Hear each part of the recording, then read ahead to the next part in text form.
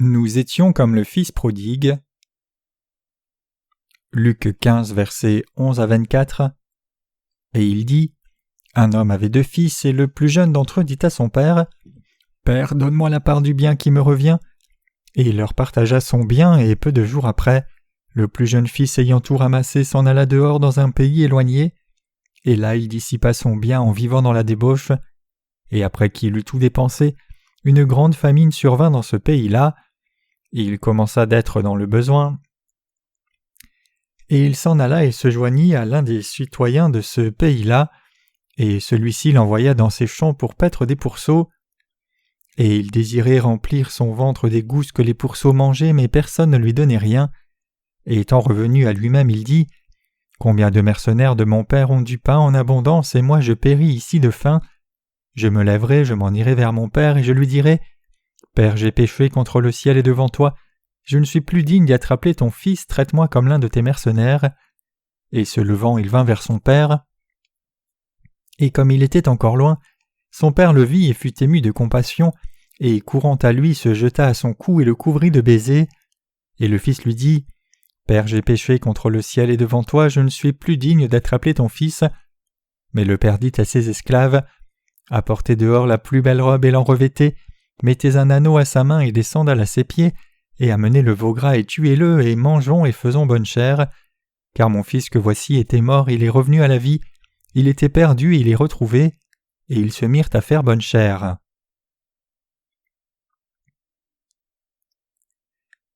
Étions-nous des fils prodigues spirituellement ? Je suis certain que tout le monde dans l'Église de Dieu est plutôt familier avec le passage sur le fils prodigue et l'a entendu au moins une fois ou deux.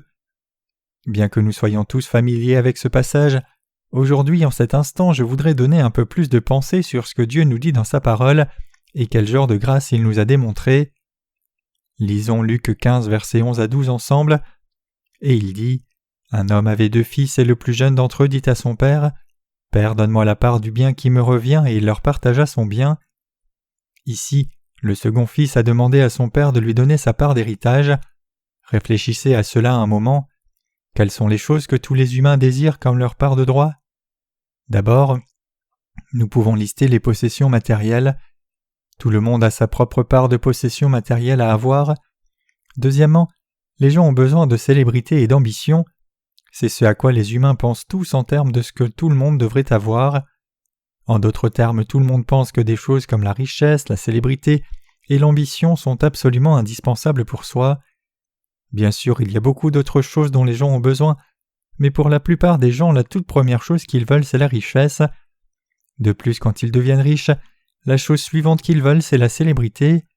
Tout le monde veut être loué dans un domaine de son choix. Tout le monde désire avoir tout ce qu'il aime et veut. Ces désirs sont universels à tout être humain. Il n'y a pas d'exception à cela, tout le monde est pareil.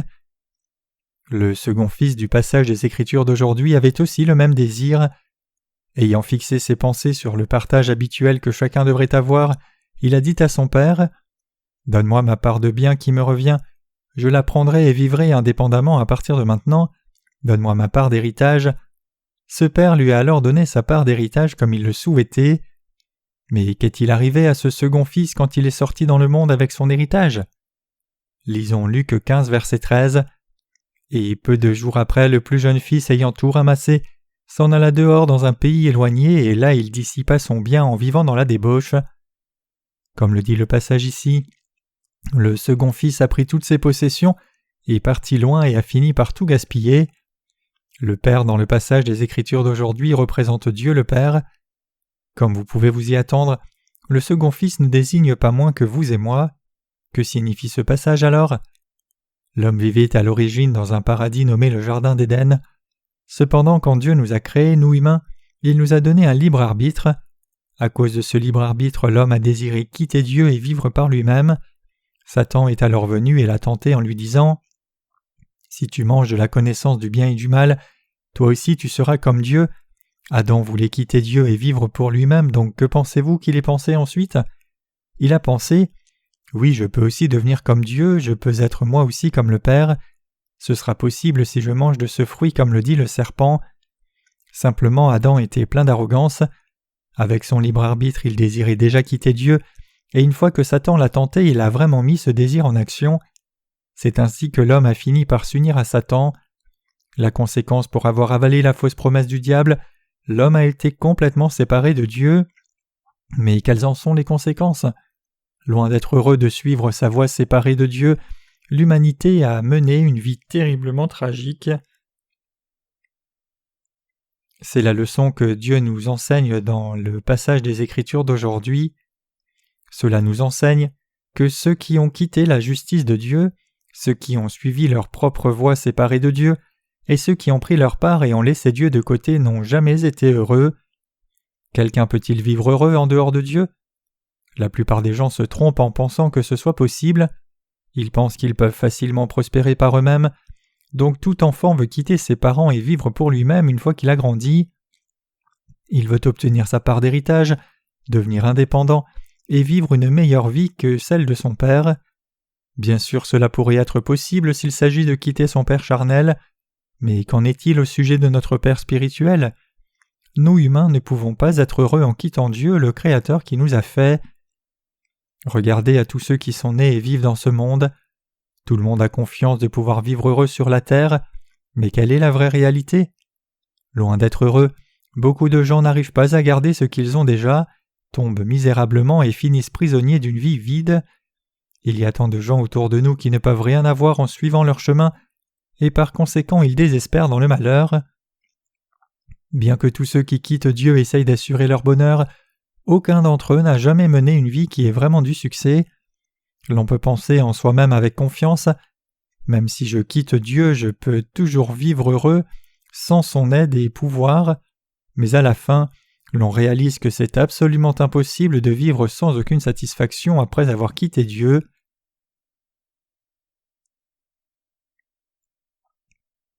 Depuis la fondation de cette planète Terre, il n'y a eu personne qui ait jamais quitté la justice de Dieu et ait quand même vécu une vie heureuse. Nous pouvons saisir ce fait encore plus clairement si nous enquêtons dans la vie des grands sages et philosophes du passé. Aucun d'eux n'a mené une vie vraiment satisfaisante. Peu importe combien un sage peut avoir eu l'air grand, aucun d'eux n'a pu dire avec une pleine confiance qu'il a vécu avec 100% de satisfaction. Mes chers croyants, le cœur de tout le monde désire vraiment le bonheur. Tous cherchent à mener une vie droite et vertueuse, à être vraiment heureux et honnêtes et à garder ce bonheur pour toujours. Mais quelle est la réalité ? Loin de vivre le genre de vie qu'ils veulent vivre, ils finissent par tomber dans le malheur. Plutôt que de mener la vie qu'ils veulent vivre, ils tombent dans l'échec et le désespoir qu'ils ne veulent pas. C'est le malheur de ceux qui ont quitté Dieu. Ne disons-nous pas que nous sommes malheureux quand nous sommes dans des circonstances indésirables ? Si l'on se trouve dans des circonstances que l'on a désirées, alors cela ne se décrit pas comme du malheur. Il y a une histoire qui illustre comment ceux qui ont quitté Dieu ne peuvent jamais être heureux. Permettez-moi de prendre un moment pour vous raconter cette histoire. Dans la mythologie grecque, le Sphinx était assis hors de Thèbes et posait une énigme à tous les voyageurs qui passaient par là. Qu'est-ce qui marche à 4 pattes le matin, 2 pattes à midi et 3 pattes le soir ? Aucun voyageur ne pouvait donner la bonne réponse. Mais Oedipe était assez intelligent pour résoudre l'énigme en disant « La réponse c'est l'homme. L'homme rampe à 4 pattes quand il est bébé, marche sur 2 jambes quand il a grandi, puis marche avec une canne quand il est vieux, donc la réponse c'est l'homme. » Savez-vous quelle est la vraie morale de cette histoire ? C'est que l'homme n'a pas tellement de temps pour rester sur ses 2 jambes. La jeunesse de l'homme, en d'autres termes, ne peut pas être conservée pour toujours. Un proverbe en Corée dit que le plaisir suit la douleur. Une fois que quelqu'un traverse une difficulté, le bonheur et la satisfaction vont certainement suivre. Quel est alors le bonheur et la satisfaction que nous allons trouver à la fin de notre route après avoir traversé tant de difficultés sur la terre ? Nous allons rencontrer Dieu face à face. Le but de tant de souffrances que nous traversons sur la terre n'est autre que de rencontrer Dieu le Père. Ainsi ceux qui rencontrent Dieu peuvent réaliser la vraie nature de la vie humaine et son but.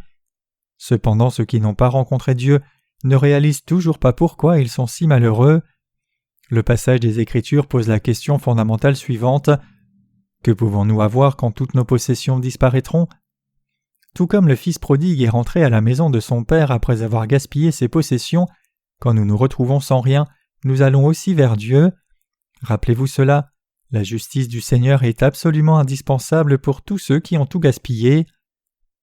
Les gens qui vivent sur cette terre gaspillent beaucoup de choses.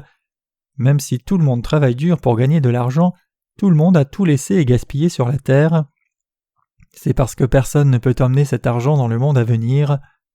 Peu de gens dépensent réellement leur argent pour une cause vraiment digne. Bien sûr, à de rares occasions, nous voyons des personnes qui le font, mais la plupart des gens gaspillent juste leur argent. Aux yeux de Dieu, il n'y a pas tellement de gens qui dépensent réellement leurs possessions pour une cause significative. Notre Seigneur a dit « Vous aurez toujours les pauvres avec vous » Marc 14, verset 7. Dans ce monde, il y a certaines personnes qui partagent leur richesse avec ces pauvres, mais peu d'entre eux le font réellement parce qu'ils ont une vraie compassion pour les pauvres et veulent vraiment les aider et les rendre heureux. Plutôt au contraire, le plus souvent ils partagent leur richesse pour sécuriser leur célébrité, pour se rendre populaires. D'autres le font avec une compensation à l'esprit en cours de route en pensant « Si je les aide comme cela, ils m'aideront plus tard ». Comment alors Dieu considère-t-il ces gens ? Notre Dieu ne les récompensera pas, car leur cœur n'est absolument pas droit devant lui. Ainsi, aider les pauvres avec de telles attentes d'une récompense éventuelle peut aussi se décrire comme une perte. Si vous voulez aider les pauvres, vous devez réaliser d'abord la vérité puis les aider. Toute Église qui est vraiment digne d'être appelée Église de Dieu prêche l'Évangile de l'eau et de l'Esprit. Si une Église est riche, elle doit dépenser sa richesse pour le bénéfice des gens. Pourquoi les Églises chrétiennes de par le monde entier subissent-elles tant de critiques ? La plupart des Églises demandent seulement à l'Assemblée de faire des dons sans aucune justification. Ils utilisent tous les moyens pour extorquer de l'argent à l'Assemblée, puis utilisent cet argent pour construire des bâtiments d'églises luxueux. Même s'ils prétendent être l'Église de Dieu, ils n'apportent pas de bénéfice aux gens. C'est l'une des raisons pour lesquelles beaucoup de gens aujourd'hui détestent tant l'Église. Le passage des Écritures d'aujourd'hui dit que le deuxième fils a gaspillé ses possessions dans une vie de débauche, et de nos jours il y a effectivement beaucoup de gens qui gaspillent leur vie. Indépendamment du fait que quelqu'un professe croire en Jésus ou non, à moins qu'il ne connaisse la vérité, à moins qu'il ne croie en Dieu et ne le suive correctement, il ne peut que gaspiller sa vie, ses possessions et tout le reste. Si une Église est effectivement l'Église droite de Dieu, elle doit conduire les gens au bonheur, tout comme l'Église est supposée être lumière du monde. Mais la plupart des Églises échouent sur ce point. Bien sûr, toutes les Églises de la terre ne sont pas comme cela, mais la question c'est qu'il y a beaucoup d'Églises qui ne sont pas droites.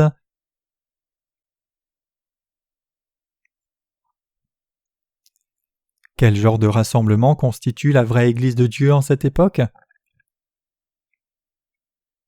Notre Seigneur a parlé de l'Église visible et de l'Église invisible dans sa parole, et parmi elles, l'Église visible échoue dans son rôle de lumière sur cette terre. Qu'a dit le Seigneur dans la Bible ?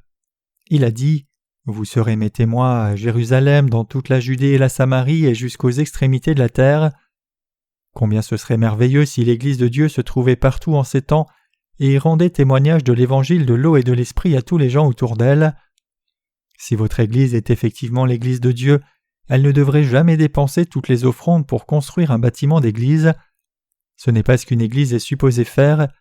Son vrai appel, c'est de prêcher l'Évangile de l'eau et l'Esprit, la vérité de Dieu aux âmes autour d'elle, les conduire sur la bonne voie quand vient la tentation de Satan, prier pour les gens et les aider pour qu'ils puissent venir à l'Église sans hésitation et y voir le problème de leur péché résolu. C'est ce que l'Église de Dieu doit faire aujourd'hui en tant que lumière du monde. C'est pour cela qu'aucune Église ne devrait consacrer toute son énergie à construire un bâtiment d'église aux airs de mammouth. Un pasteur ne peut pas conduire beaucoup de gens correctement en même temps. Un pasteur qui a une conscience doit très bien savoir qu'il ne peut pas apporter une direction correcte à tant de gens. Si une Église est effectivement l'Église de Dieu, elle devrait conduire les âmes de quelques personnes sur la bonne voie et les reprendre aussi quand elles dévient. J'ai parlé de la façon dont tant de gens dépensent toutes leurs possessions. Sur un ton similaire, nous savons aussi que nos corps ne peuvent pas rester en bonne santé tout le temps. La célébrité ne dure pas non plus toujours. Votre célébrité peut disparaître en un instant, aussi vite que quelqu'un de nouveau ou de meilleur apparaît. Peu importe quelle grande contribution vous pouvez avoir apportée dans votre domaine, si quelqu'un arrive avec une théorie nouvelle et meilleure, votre célébrité va disparaître soudainement comme une bulle qui éclate. Il y avait beaucoup de grands philosophes dans le passé, et tous ces philosophes ont parlé de choses admirables, Mais qu'est-il arrivé avec le temps qui passe ? Même si dans leur propre temps ils ont enseigné de grandes choses, la célébrité de ces philosophes a été remplacée par la génération suivante de philosophes défendant des idées nouvelles. La même chose est vraie pour vous et moi aussi. Notre célébrité ne dure pas longtemps, tout est un gaspillage. Il n'y a rien en nous humains qui ne disparaîtra pas. Tout va disparaître avec le temps, y compris la célébrité et l'ambition. Nous avons tous des ambitions, mais pouvons-nous réellement accomplir toutes ces ambitions ? Quand nous devenons vieux et faibles, nous sommes fatigués des ambitions que nous avions quand nous étions jeunes. C'est seulement quand nous sommes jeunes que nous sommes pleins d'énergie et d'ambition. Une fois que nous vieillissons, tout devient inutile. Nous devenons si fragiles dans notre âge avancé que même une chèvre peut nous tirer où elle veut. Quand quelqu'un est jeune, il est plein d'énergie, mais une fois qu'il vieillit, toutes ses ambitions disparaissent. Nous sommes fatigués de tout. Les gens sont ambitieux seulement un peu de temps dans leur jeunesse. Une fois qu'ils sont un peu âgés, tout ce qu'ils veulent, c'est trouver un endroit beau et chaud pour se coucher et se reposer. Essayez d'aller dans une résidence de seniors. Trouverez-vous quelqu'un qui soit plein d'ambition ? Non, vous ne trouverez personne comme cela. Cela montre qu'on a de l'ambition seulement quand on a de l'énergie. Les ambitions de l'humanité sont aussi éphémères pour disparaître à la fin. Même si nous avons tous certaines ambitions maintenant même, avec le temps elles se dissiperont comme l'eau qui coule à travers nos doigts. La même chose vaut pour nos possessions, la santé, nos désirs. Nous devons réaliser que toutes ces choses seront en fait perdues.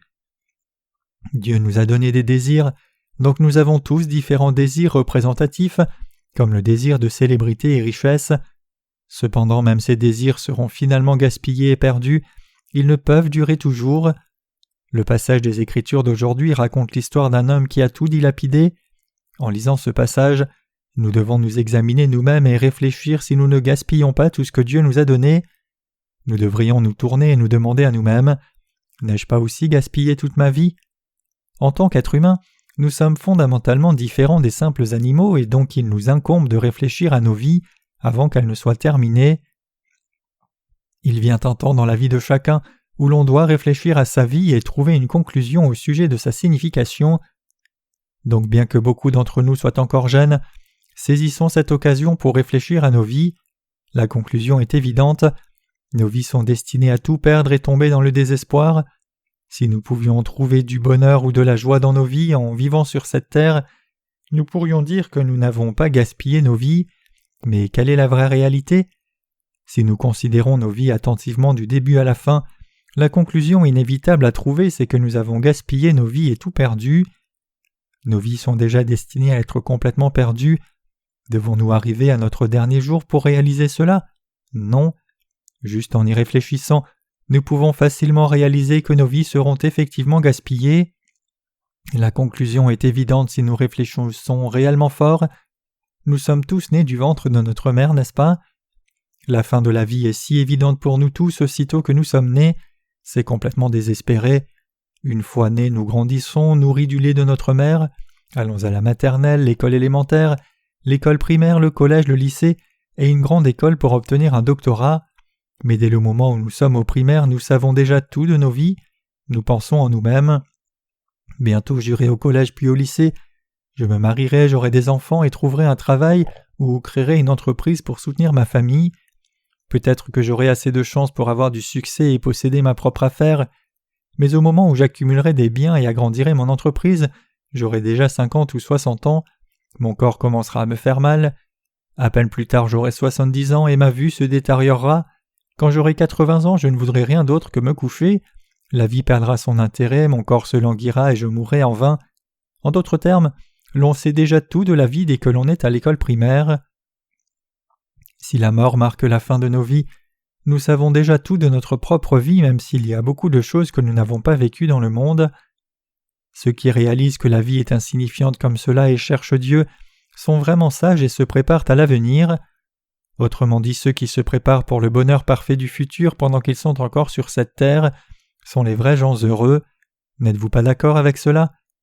Il est écrit dans la Bible ici « Et après qu'il eut tout dépensé, une grande famine survint dans ce pays-là, et il commença d'être dans le besoin. » Quand nous sommes jeunes, nous avons tout en abondance, nous sommes en bonne santé et nous sommes aussi pleins d'ambition.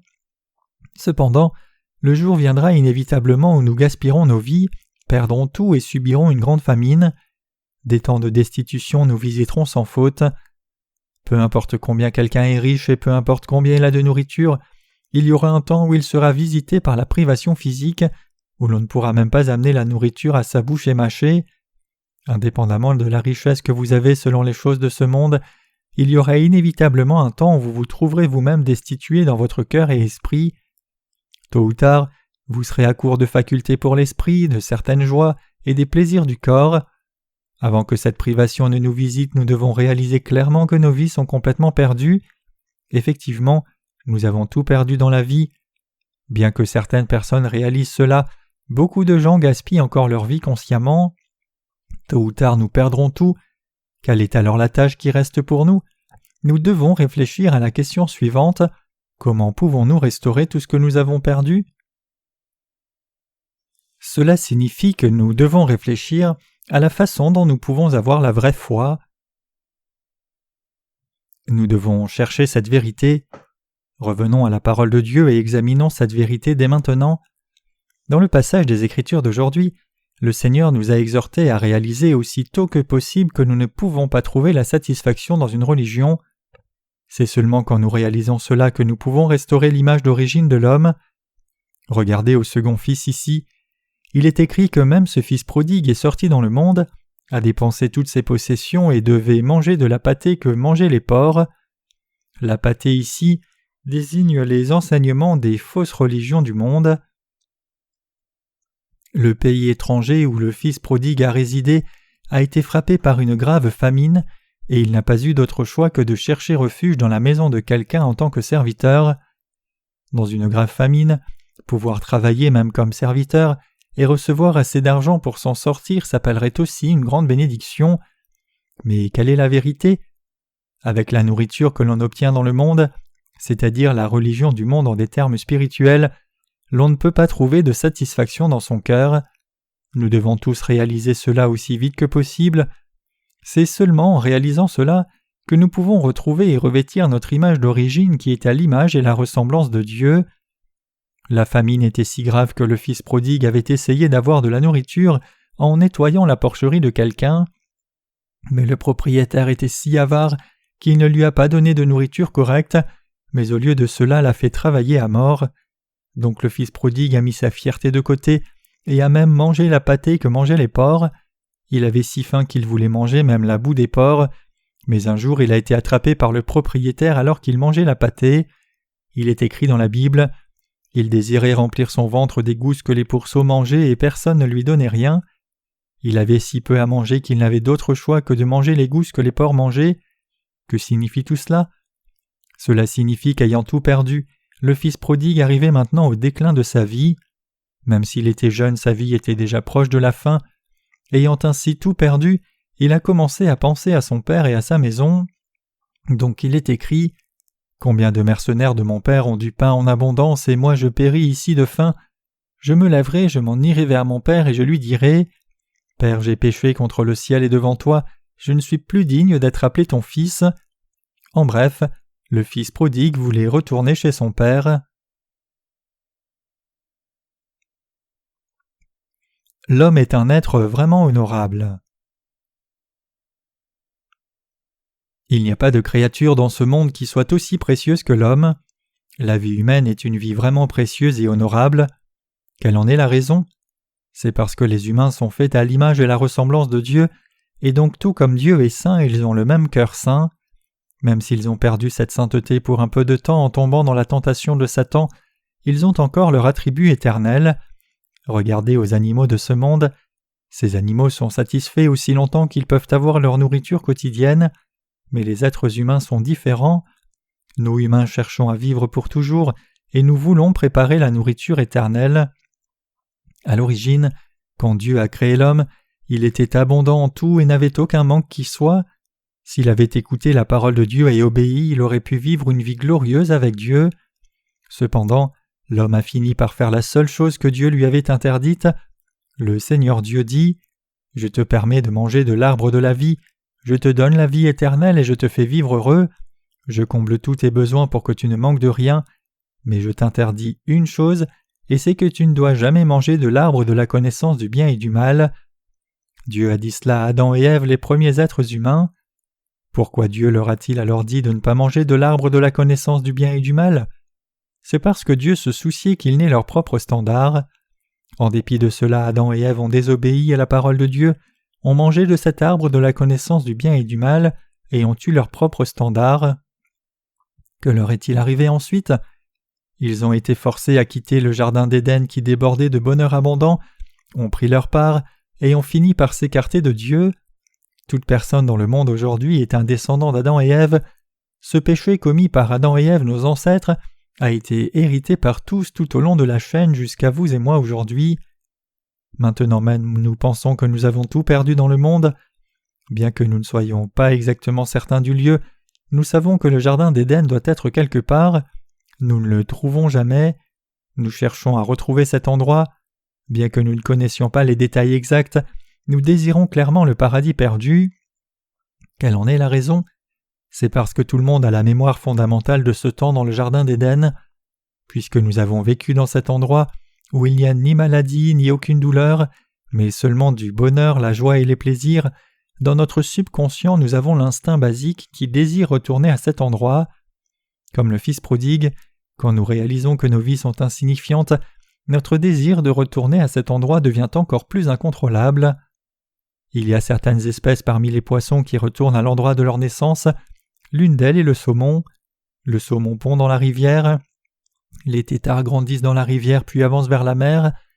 Après avoir nagé dans le vaste océan, ils retournent invariablement à l'endroit où ils sont nés quand c'est le moment de pondre. Même s'ils n'ont pas la faculté d'esprit de savoir où se trouve leur lieu de naissance, ils y retournent instinctivement sans faute. La même chose est vraie pour vous et moi. Spirituellement, nous avons tous été élevés dans le jardin d'Éden. Nos ancêtres ont vécu là, et bien que nous n'ayons pas été physiquement avec eux à l'époque, à travers la foi, c'est comme si nous avions vécu là avec eux. L'endroit où Adam et Ève ont vécu et l'endroit où nous avons vécu, c'est aussi l'endroit où nous vivrons tous à l'avenir. Le fils prodigue est sorti dans le monde et a tout gaspillé. Sa maison lui manquait tellement ensuite que c'est devenu insupportable pour lui. Il pensa en lui-même « Mon père a tant de serviteurs et tellement de nourriture, et je meurs de faim ici. Il n'est pas trop tard, je vais me repentir et retourner vers mon père. » Tout comme ce fils prodigue, nous avons aussi tout gaspillé dans nos vies. Quand vous perdez tout et réalisez qui vous êtes vraiment, quand vous reconnaissez la substance réelle de votre vie, votre cœur désire finalement retourner à l'endroit que vous avez quitté et vous pouvez prendre cette décision. L'automne est quasiment passé et l'hiver arrive. Comme l'automne est en train de passer, que ressentons-nous ? Que ressentons-nous quand nous voyons le ciel pluvieux d'automne ? Ne nous sentons-nous pas seuls ? À chaque fois que les feuilles tombent des arbres une à une, nous ressentons la vanité de la vie, réalisant que nous aussi tomberons inévitablement comme elle. Nous ressentons un tel vide précisément parce que nous nous connaissons nous-mêmes, parce que nous savons que la mort est inévitable pour nous tous. Bien que les feuilles qui changent de couleur soient belles, qu'y a-t-il réellement derrière cette beauté ? Les couleurs qui changent sont la preuve du fait que les feuilles sont sur le point de voir leur vie s'éteindre. C'est très beau quand on l'exprime dans la littérature, mais quand on regarde la vie, c'est une fin insignifiante. Vous avez peut-être lu la dernière feuille de O. Henry. Nous voyons que la protagoniste de cette nouvelle mourait de maladie et qu'elle a identifié sa vie à des feuilles qui tombent. Ainsi, quand nous regardons une forme de vie qui meurt, nous nous rappelons notre propre mort inévitable. C'est, mes chers croyants, ainsi que la vie humaine est vide. Donc en tant que ceux qui mènent une vie insignifiante dans la chair, vous et moi devons retourner vers Dieu, nous devons nous préparer à revenir à lui. Le roi Salomon a fait tout ce qu'il voulait.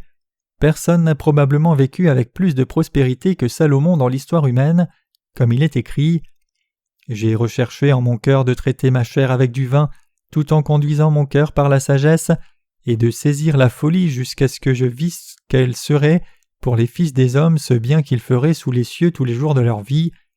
J'ai fait de grandes choses, je me suis bâti des maisons, je me suis planté des vignes, je me suis fait des jardins et des parcs, et j'y ai planté des arbres à fruits de toute espèce.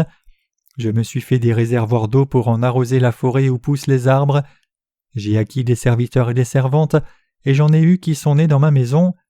J'ai eu aussi des troupeaux de gros et de menus bétail en grand nombre, plus que tous ceux qui ont été avant moi à Jérusalem.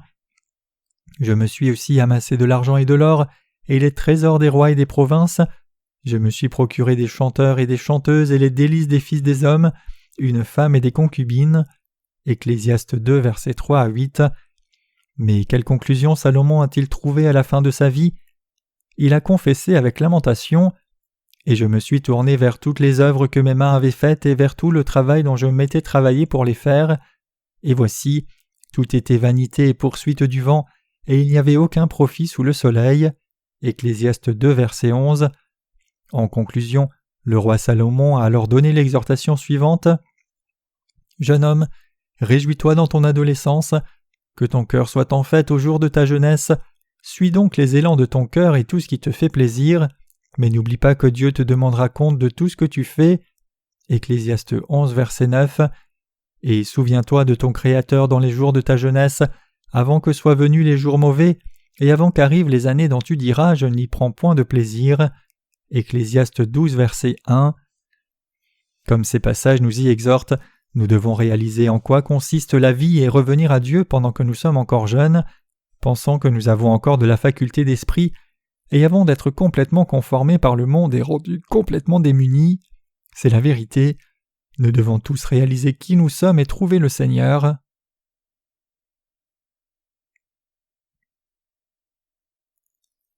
Quel genre de Dieu est notre Dieu? Le fils prodigue ici s'est repenti dans son cœur et est revenu à Dieu. Quel en est le résultat?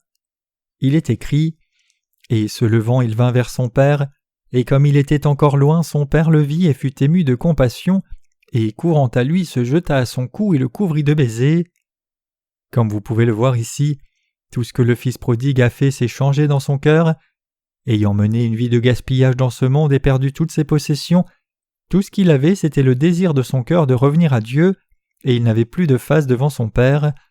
Mais comment ce père a-t-il accueilli le fils? Même si le fils est rentré en haillons juste tel qu'il était quand il survivait avec la pâtée des porcs, le père a eu compassion de lui, a couru vers lui, l'a embrassé et couvert de baisers. Le père attendait son fils qui était parti jour et nuit. Ce jour-là aussi, il avait laissé toutes les portes de la maison ouvertes, allumé la lumière et attendait le fils qui était parti. Le soleil se couche, mais mon fils n'est pas encore rentré aujourd'hui. Je me demande s'il a de quoi manger. Il devrait déjà ne plus rien lui rester de ses possessions maintenant et il devrait revenir. Il devrait revenir dès que possible. Alors pourquoi n'est-il pas encore là? Mon fils, comment ne comprends-tu pas mon cœur? Cependant le père commença à voir quelque chose. Au loin il vit quelque chose de sombre et aussitôt qu'il l'a vu, il a reconnu que c'était son fils. Même si le fils était encore loin, il a couru vers lui, l'a pris dans ses bras et l'a couvert de baisers. Quand vous rencontrez quelqu'un qui vous a manqué pendant longtemps, vous jetez les bonnes manières par la fenêtre. Vous seriez débordant de joie de le voir. Le fils prodigue a incliné son cœur dans la honte. Qu'est-ce qui t'a pris si longtemps? Tu as dû tellement souffrir. Ce père embrassait son fils et le couvrait de baisers. Comment le père pouvait-il faire cela s'il n'avait pas un amour authentique pour son fils? Le père a pu l'accueillir avec tant de joie comme cela parce qu'il l'aimait tant et avait attendu son retour. Mes chers croyants, même si nous avons trop honte pour revenir à Dieu et n'avons rien, nous sommes quand même à la ressemblance et à l'image de Dieu. Strictement, cela signifie que nous sommes tous fils et filles de Dieu. Même si nous n'avons pas de possession, nous devons au moins nous repentir dans nos cœurs et revenir à Dieu. Alors loin de nous faire des reproches, Dieu aura compassion et miséricorde de nous et prendra complètement soin de nous. Mais beaucoup de gens ne pensent pas de la sorte même en ce jour, ils disent « J'ai commis trop de péchés pour revenir à Dieu, j'ai fumé et bu et donc je ne peux pas revenir à Dieu. » Mais la vérité est différente. Aussi longtemps que nous tournons nos cœurs vers Dieu, nous pouvons tous revenir à lui à tout moment. La pâtée des porcs que le fils prodigue mangeait désigne les enseignements des religions du monde. Elles sont sans valeur comme la nourriture, elles ne peuvent pas remplir l'estomac. Nous devons saisir clairement que les religions de ce monde sont complètement indignes tout comme ces pâtés. Réfléchissez-y. Qu'est-ce que quelqu'un a obtenu à travers la religion? Tout ce que l'on obtient dans la religion, ce sont des propres sentiments, émotions et vertus. Le cœur de cet enseignement est juste de mener une vie vertueuse, bonne et droite. C'est tout ce que procure la religion. Mais pouvons-nous réellement vivre si vertueusement selon ces enseignements religieux? Fondamentalement, le cœur de tout le monde est rempli d'un tas de péchés qui ont été hérités. Le cœur de tout le monde a la plaie des désirs envieux. meurtrier, adultère et de convoitise. Plus quelqu'un vit longtemps dans le monde, plus ses désirs sont exposés. Donc notre semence est telle que nous ne pouvons pas vivre vertueusement, peu importe combien on nous enseigne à le faire à travers une religion. Bien sûr, quand nous étions jeunes, nous voulions tous vivre vertueusement. Quand nous étions à l'école élémentaire, nous avons essayé de vivre comme les enseignants le disaient. Mais que s'est-il réellement passé? Même quand nous étions si jeunes, nous avions toujours le désir de posséder quelque chose, d'acheter, de manger des biscuits. C'est juste que nous étions trop jeunes pour exprimer ces désirs. Qu'arrive-t-il quand quelqu'un grandit? Au moment où il est diplômé du collège et va au lycée, tout ce qui est dans son cœur est pleinement exposé. Qu'est-ce que cela signifie? Cela signifie que les humains sont fondamentalement une bande de malfaiteurs qui ne peuvent que commettre de mauvais actes. En dépit de cela, les religions du monde continuent d'exhiber les vertus de l'humanité en disant « Les humains sont bons par nature, donc que vos actes soient bons, vivez une vie vertueuse, vous deviendrez alors un Bouddha. Vous deviendrez un Dieu, vous serez béni si vous vivez vertueusement, mais il est absolument impossible à un être humain de vivre vertueusement. » Nous avons tous appris l'éthique et la morale quand nous étions à l'école, n'est-ce pas? Tout ce qui est enseigné dans une telle formation morale est correct. Ces enseignements de morale ont été développés davantage par la religion. Peu importe quelle religion vous regardez, si vous regardez en profondeur et analysez attentivement, vous verrez que toute religion nous enseigne juste à mener une vie vertueuse et bonne. Cependant, même si nous apprenons ces leçons morales, qu'arrive-t-il une fois que nous sommes hors de l'école et vivons dans la société? Vivons-nous réellement vertueusement comme nous l'avons appris à l'école? Tout le monde est enseigné à ne pas être envieux, ne pas voler, ne pas tuer, ne pas commettre d'adultère et ne pas avoir de pensées envieuses. Mais tout le monde demeure-t-il réellement dans ces directives? Non, ce n'est pas le cas. Bien sûr, nous faisons de bonnes œuvres de temps en temps, mais strictement ces bonnes œuvres sont aussi faites pour nous-mêmes. En d'autres termes, les gens se sacrifient eux-mêmes non parce que c'est la bonne chose à faire, mais parce qu'ils pensent que c'est dans leur propre intérêt. Il est vrai qu'il y a quelques personnes dans ce monde qui font des actes vertueux, mais il n'y a personne qui soit vertueux. Toute religion expose sans cesse la bonté de l'humanité, même si c'est complètement intenable. Les religions du monde disent à tout le monde de vivre vertueusement parce qu'ils cherchent à couvrir leur méchanceté. C'est parce que personne ne peut vivre vertueusement qu'ils continuent d'enseigner à tous la vie vertueuse. Le moyen de trouver Dieu ne se trouve pas dans ces religions. Seule la vraie parole du Seigneur peut nous amener vers Dieu. Aucune religion ne peut le faire. Beaucoup de chrétiens mènent une vie religieuse plutôt qu'une vie de foi, et certains prétendent qu'ils ont reçu la capacité de parler en langue en priant. Mais est-ce une bonne chose? Non, c'est comme un sorcier qui lévite en faisant de la sorcellerie. L'on doit être rationnel comme chaque être humain est supposé l'être.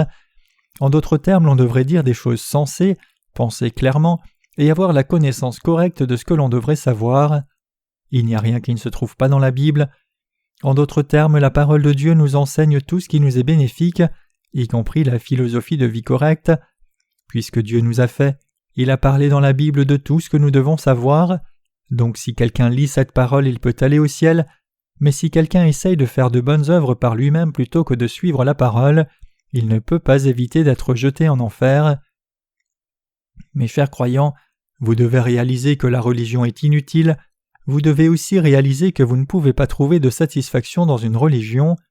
La Bible dit « L'homme ne vivra pas de pain seulement, mais de toute parole qui sort de la bouche de Dieu. » Tout comme le dit ce passage, personne ne peut vivre par le pain de la chair seule. Puisque l'homme est une créature spirituelle, il ne peut qu'avoir des croyances religieuses, mais ces croyances religieuses doivent être remplacées par la foi dans la vérité en Dieu et non chargées de superstition. Rappelez-vous-en clairement, vous ne pouvez jamais trouver de satisfaction dans une religion. Vous et moi devons réaliser clairement que nous ne pouvons pas aller dans le royaume des cieux à travers une religion. Si vous avez maintenant réalisé l'imperfection de la religion, vous devez revenir à Dieu. Vous devez déposer tous vos péchés sur le Seigneur exactement tels quels, demander la miséricorde de Dieu et retrouver les bénédictions dont l'humanité jouissait au commencement. Quand vous revenez à Dieu, n'essayez pas de vous régler ou vous améliorer vous-même, mais allez à lui exactement tel que vous êtes réellement. Rencontrez un vrai dirigeant dans cette bonne attitude. Si vous voulez recevoir la rémission des péchés dans votre cœur et si vous voulez entrer dans le royaume de Dieu, il vous est absolument indispensable de recevoir l'aide d'un sacrificateur c'est-à-dire un serviteur de Dieu, tout comme la Bible dit. Le sacrificateur fera l'expiation pour son péché qu'il a commis et lui sera pardonné. Lévitique 4:35. Sans le sacrificateur spirituel, c'est-à-dire si vous ne vous confiez pas à vos dirigeants spirituels qui ont la justice de Dieu, vous ne pouvez pas recevoir la rémission des péchés. Vous devez réaliser et croire qu'il y a de tels sacrificateurs sur la terre. Comme Dieu est invisible, Dieu a placé ces gens de foi dans ce monde pour que vous les voyiez. C'est à travers ces sacrificateurs que Dieu a préparés, à travers les gens qui enseignent correctement et dirigent correctement, que nous pouvons réellement rencontrer Dieu. Mes chers croyants, lorsque vous vous approchez de Dieu, assurez-vous de vous approcher de lui exactement tel que vous êtes. Comme ce Dieu est plein d'amour, il vous rencontrera sans faute, il vous rendra votre gloire d'origine parfaitement. Regardez à ce que la parole de Dieu dit dans le passage des Écritures d'aujourd'hui. Quand le fils prodigue est revenu du monde et a dit à son père « Père, j'ai péché contre le ciel et contre toi, et je ne suis plus digne d'être appelé ton fils », le père a dit à ses serviteurs « Apportez dehors la plus belle robe et l'en revêtez, mettez un anneau à sa main et des sandales à ses pieds, et amenez le veau gras et tuez-le, et mangeons et faisons bonne chère. Car mon fils que voici était mort, il est revenu à la vie, il était perdu et il est retrouvé. » Quand le fils prodigue est revenu exactement tel qu'il était, son père a dit à ses serviteurs d'amener la plus belle robe et d'en revêtir son fils. Qu'est-ce que cela signifie ? Cela signifie que Dieu a compassion de ceux qui reviennent à lui. Cela signifie qu'il va les restaurer à leur état juste d'origine, à son image et ressemblance. Si Dieu est le roi de ce monde, alors nous sommes des princes et princesses. Mes chers croyants, notre Dieu nous a vêtus d'un habit de justice. Quel est cet habit de justice ? C'est le sceau d'approbation démontrant que nous sommes des justes. Enlevez ces chiffons sales, jetez-les et brûlez tout. Amenez la plus belle robe et mettez-la sur mon fils.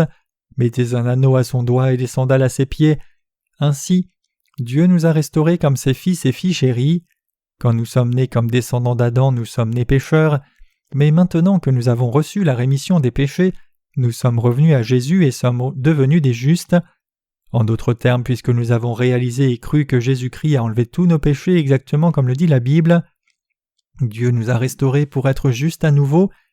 Même si nous étions des pécheurs insuffisants auparavant, maintenant nous sommes des justes qui connaissons et croyons en Jésus-Christ. Cela signifie que même si nous avons nous-mêmes des manques, Dieu a expié toutes nos insuffisances. C'est effectivement un mystère de saisir cette vérité et d'y croire. Dans le monde, c'est souvent décrit comme le fait de trouver la voie. Comment les êtres humains peuvent-ils s'approcher de Dieu et devenir justes ? C'est possible en réalisant la parole de Dieu et connaissant la vérité, et c'est le chemin mystérieux vers le royaume de Dieu. La Bible dit « Et la vie éternelle, c'est qu'ils te connaissent, toi le seul vrai Dieu et Jésus-Christ que tu as envoyé. » Jean 17, verset 3. Mes chers croyants, il nous était effectivement impossible d'échapper aux religions du monde. Nous avons tous gaspillé en sombrant dans la religion, et nous étions aussi destinés à être détruits. Mais Dieu est si rempli d'amour que même pour des gens comme nous, qui avions tout perdu et étions condamnés, il a décidé de nous revêtir du vêtement de justice. Dieu a donné toutes ces bénédictions précieuses que seuls les justes peuvent recevoir. Les mots ne peuvent exprimer combien je suis reconnaissant. Notre Seigneur nous a revêtus du vêtement de justice et nous a restaurés en tant que ses enfants. Si nous croyons réellement la parole de Dieu et revenons à lui exactement tel que nous sommes, Dieu nous acceptera tels que nous sommes, en dépit de toutes nos insuffisances. Il résoudra aussi tous les problèmes auxquels nous faisons face. Nous devons réaliser clairement ici que lorsque nous revenons à Dieu, il ne résoudra pas seulement nos problèmes actuels, mais il nous bénira aussi dans la restauration de la foi pour jouir de tout en tant que fils et filles du roi.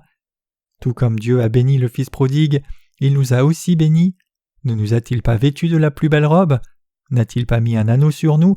Ne sommes-nous pas devenus fils et filles de Dieu ? Nous avons effectivement mis le vêtement de justice, sommes devenus fils et filles de Dieu et avons aussi des chaussures. Dieu nous a aussi donné la joie. Le Père, dans le passage des Écritures d'aujourd'hui, a dit « Amenez le veau gras et tuez-le, et mangeons et faisons bonne chère. » Ce passage signifie qu'en croyant en Jésus-Christ, nous sommes arrivés à une vie joyeuse et heureuse. Dieu nous a appelés, vous et moi, pour qu'il jouisse de bonheur et joie avec nous. Mes chers croyants, maintenant que vous avez reçu la rémission des péchés, il n'y a plus besoin de pleurer. Il y a déjà assez de tristesse et de souffrance en vivant dans ce monde, donc pourquoi viendriez-vous jusque dans l'Église de Dieu juste pour pleurer ? Nous sommes tous contents, heureux, réjouis et pleins d'amour et de joie, vivant une vie gratifiante. Dieu a ouvert la voie de la justice et de la joie pour nous. Il nous a tous restaurés pour que nous puissions manger et boire avec lui dans la même fête et nous réjouir ensemble. N'avons-nous pas reçu la rémission des péchés afin de venir à Dieu et vivre heureux avec lui? Si quelqu'un reçoit la rémission des péchés, il goûtera à la vraie joie. Cette joie ne peut pas être comparée à une joie qui s'obtient en accomplissant quelque chose dans ce monde. Cette joie vous fait sourire même dans la souffrance. Une fois que l'on trouve vraiment Jésus-Christ, l'on peut jouir d'une telle joie. Mes chers croyants, Dieu est effectivement notre Dieu, Jésus est notre Sauveur et notre Père, le Saint-Esprit est avec nous maintenant, tout est garanti pour ceux dont Dieu est le Père, tout le bonheur, la grâce, les bénédictions et la gloire de ce monde sont garantis pour eux. Ces gens peuvent-ils être tristes? Si vous faites face à des difficultés en vivant sur cette terre, priez Dieu. Je suis certain que votre problème sera alors résolu par le Seigneur. Vous vivrez dans la joie et vous conduirez ainsi beaucoup de gens sur la voie de la justice. N'allons pas dans cet endroit merveilleux juste tout seul, conduisons plutôt autant de gens que possible à la justice de Dieu.